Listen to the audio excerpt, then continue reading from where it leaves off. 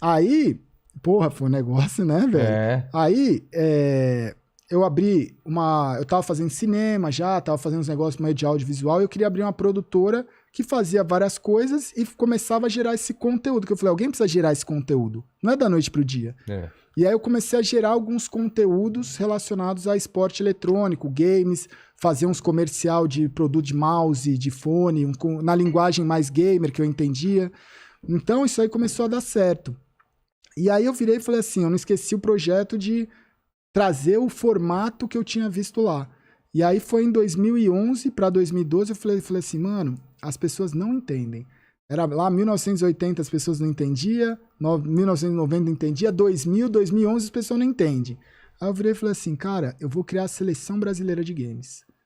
Porque eu olhava e falava assim, precisa ser intuitivo. Se eu chegar e falar... Mas não existia já? Não, existia delegações, né? Não é a mesma tudo coisa? informal. Não, informal. tudo informal. Tá. E eu virei e falei assim, cara, como é que é a CBF, a Confederação Brasileira de Futebol, tem várias associações e tal. Quando eu fui olhar, eu virei e falei assim, eu posso passar por esse processo, ou eu posso criar uma empresa chamada Seleção Brasileira de Games.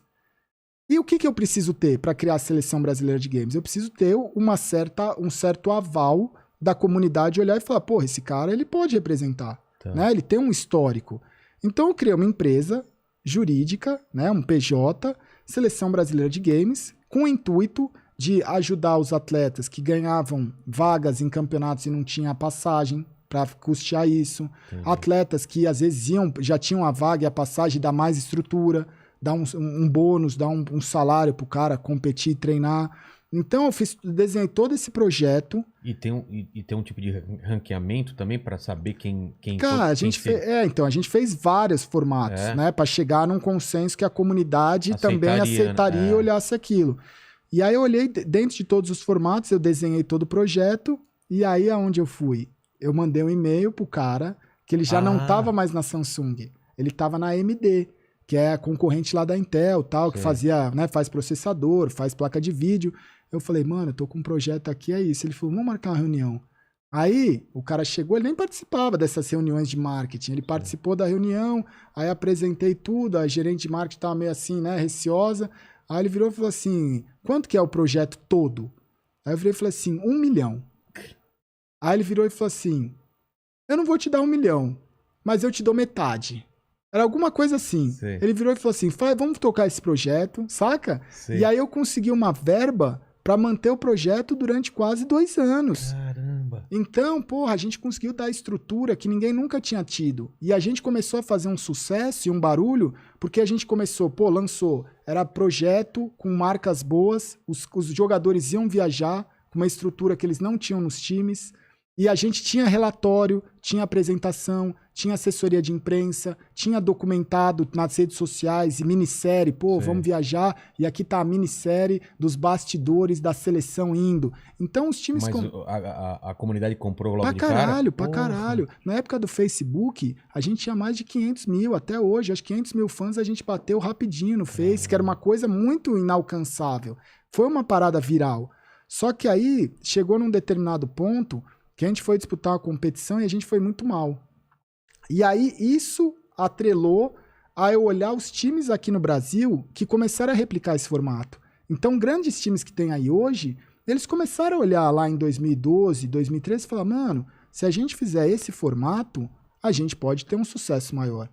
Não dá só para eu ser um dono de um time e bancar os jogadores, e como é que eu quero ter um patrocinador se eu não tenho uma apresentação? Como é que eu quero ter um patrocinador se eu não vou ter um relatório? Cada um começou a fazer isso por conta própria? Por conta própria. Como é que eu vou sair num jornal, num bom veículo, se eu não tenho um assessor de imprensa? A gente fazia media training para os jogadores da seleção. Então, quando eu olhei isso, e onde eu aprendi? Na empresa. Corporativamente falando, eu trabalhava na área de marketing. Então, eu via muito relatório, eu via muito projeto, muita apresentação, eu via as reuniões. Então, eu comecei a entender como que você construía algo que a empresa olhasse e falasse assim, porra, mano, eu vou colocar dinheiro nisso. Entendi. Que na época não tinha aqui no Brasil. Então, eu comecei a olhar e falar assim, os times estão indo bem, começou a melhorar, a seleção já não é tão mais necessária, porque tem times que estão construindo espaço, e o próximo passo, o que era? A liga. Porque eu falei assim, a gente tá indo mal lá fora porque a liga do Brasil tá ruim. Não tem um calendário. Aí eu criei a Brasil Game League. E aí eu comecei a fazer por conta própria com a grana do projeto. Um brasileirão que toda semana tinha campeonato, chamei os caras para narrar, fazia movimentar para o cenário estar sempre ali, né? Porque eu escolhia umas modalidades. Então dali a gente foi caminhando e aí em 2014, né? 2012 para 2014, eu abri, junto com outros sócios ali da área, a agência X5, que era a primeira agência especializada em organização e transmissão de eventos. Então a gente começou a organizar evento para o Brasil inteiro, para várias... Porque até então não era transmitido os eventos? Ou era transmitido, mas não tinha uma estrutura. Hoje o que a gente tem, né? Você vê, hoje está muito acessível. Pô, vou comprar um deckzinho aqui de live, vou comprar... Né? Hoje tem... hoje é barato. Hoje você tem softwares e hardwares que fazem com que seja... Você faz no seu computador, você faz uma ilha, né? Uma estação de TV. Né? Hoje na minha casa tem uma estação de TV. Aqui a gente tem uma estação, né? Então, naquela época, você não tinha tantos, mas já tinha algumas ferramentas e você não tinha tanto conhecimento. E principalmente a linguagem. Né? De você falar, putz, eu vou transmitir um campeonato, como é que vai ser?